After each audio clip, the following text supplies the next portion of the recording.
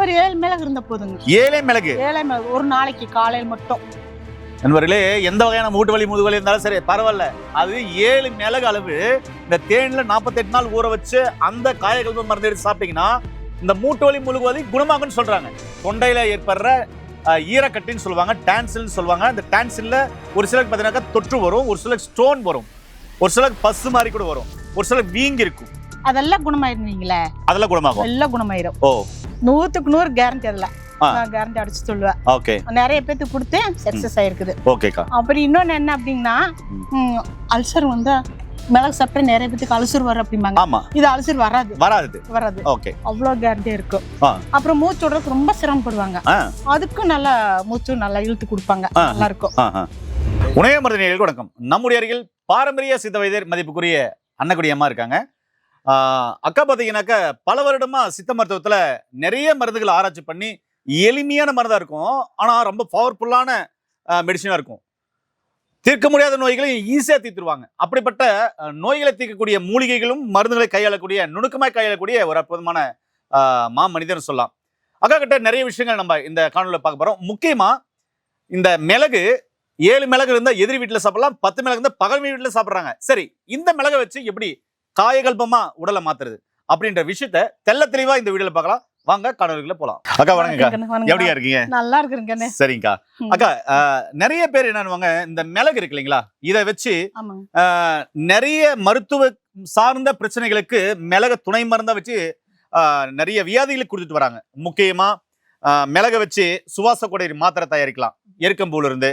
மிளக வச்சு சளி சார்ந்த பிரச்சனைகளுக்கு மருந்துகள் செய்யலாம். மிளக வச்சு கர்ப்பப்பை சார்ந்த பிரச்சனைகளுக்கு செய்யலாம். மிளக வச்சு அஜீரணம் சார்ந்த பிரச்சனைகளுக்கு செய்யலாம். இப்படி மிளக வச்சு துணை மருந்தா நிறைய மருந்துகள் செய்யலாம். நீங்க மிளகும் தேனும் வச்சு ஒரு காயகல்ப மருந்தா தயாரிச்சுன்னு சொன்னீங்க. இப்ப என்னுடைய கையில இருக்கிறது தான் மிளகும் அதுக்கப்புறம் தேனும் கலந்த ஒரு கலவை. அக்கா, இந்த மிளகும் தேனும் கலந்த கலவை எப்படி செய்யறது, இத சாப்பிடறதுனால என்னென்ன நன்மைகள் அப்படின்னு சொல்லுங்கக்கா.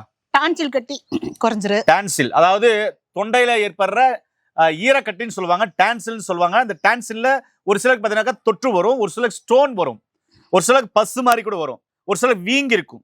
அதெல்லாம் குணமாயிருந்தீங்களே? அதெல்லாம் குணமாகும். எல்லாம் குணமாயிரும். ஓ, 100க்கு 100 கேரண்டி. அதெல்லாம் நான் கேரண்டி அடிச்சு சொல்லுவேன். ஓகே. நிறைய பேத்துக்கு கொடுத்து சக்சஸ் ஆயிருக்குது. ஓகேக்கா. அப்புறம் இன்னொன்னு என்ன அப்படின்னா, அல்சர் வந்து மிளகு சாப்பிட்டா நிறைய பேத்துக்கு அல்சர் வரும் அப்படிம்பாங்க. ஆமா, இது அல்சர் வராது.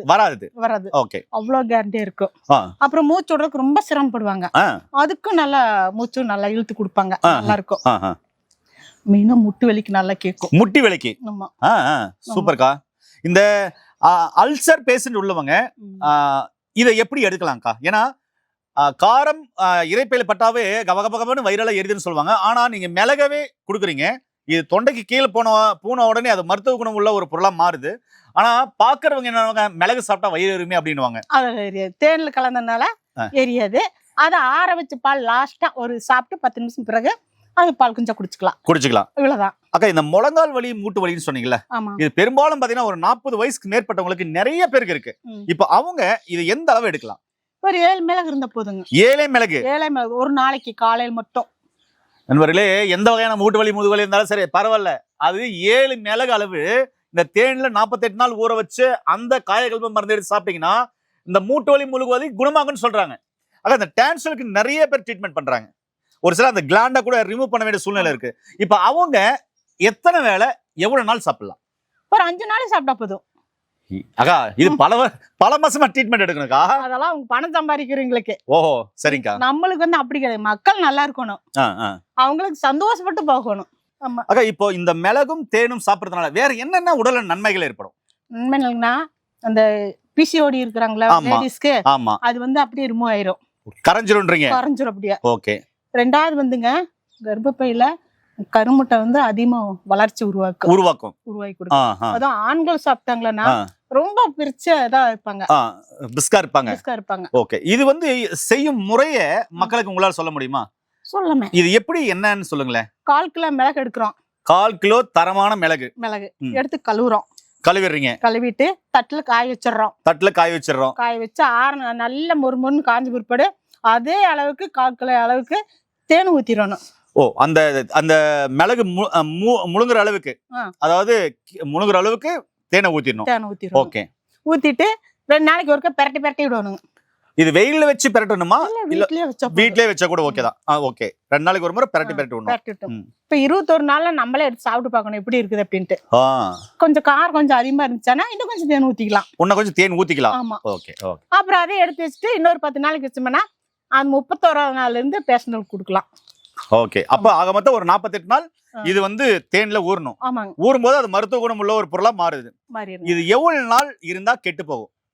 கெடவே கெடாது. ஏங்க நீ எத்தனை வருஷம் வச்சிருந்தாலும் கெடாதுன்றாங்க. அதான் தேனுக்கு ஒரு மருத்துவ குணம் என்னன்னா, ஒரிஜினல் தேன் இருந்தா எத்தனை வருஷம் ஆனாலும் கெட்டு போகாதுன்னு சொல்லுவாங்க. அதுல புளிப்பேரும் ஆனா கெட்டு போகாதுன்னு சொல்லுவாங்க. மலை சார்ந்த கிராமங்கள்ல உள்ளவங்க நான் நிறைய பேரை சந்திச்சிருக்கேன், மலைவாழ் மக்கள்.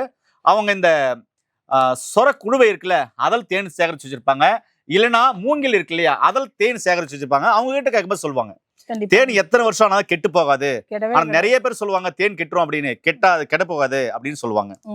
என்ன நண்பர்களே, அற்புதமான தகவலை எளிமையா சொல்லியிருக்காங்க. நீங்களும் வீட்டுல இதை செஞ்சு வச்சுக்கோங்க. இது குழந்தைங்களுக்கு கொடுக்கலாம்லக்கா? குழந்தைங்க 5 வயசுக்கு மேல உள்ளவங்களுக்கு கொடுக்கலாம். 5 வயசு மேல கூட 2 மிளகு தேனோட. அப்ப அவங்க விரும்பி சாப்பிடுவாங்க இல்லையா? அது நல்லா கடிச்சு மென்று சாப்பிடணும். ஓகே. சளி சார்ந்த பிரச்சனைகள் கேட்கும்.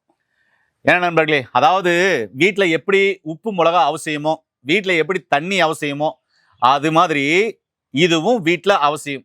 ஏன்னா எமர்ஜென்சி, ஒரு ஜீரணமே ஆகல, ஒரு சளியே பிடிச்சிக்கிச்சு, இல்ல சாப்பிடும்போது ஒரு பொறைய ஏறிச்சு, இல்ல நிறைய ஐஸ்கிரீம் குழந்தைகளுக்கு கொடுத்து ஈரமான பொருள் கொடுத்து இங்க ஈர கட்டி வந்துருச்சு, எதுவா இருந்தாலும் சரிங்க, ஒரு 2 மிளகு சைஸ் குழந்தைங்களுக்கு கொடுக்கலாம்னு சொல்றாங்க. 5 வயசுக்கு மேல உள்ளவங்களுக்கு. பெரியவங்க தாராளமா உங்களுக்கு ஆஸ்மா, வீசிங், சைனஸ் பிரச்சனை இருக்கு, இன்லர் யூஸ் பண்றீங்க, பப் யூஸ் பண்றீங்க, புகை வைக்கிறீங்க, எது வேணாலும் செஞ்சுக்கோங்க.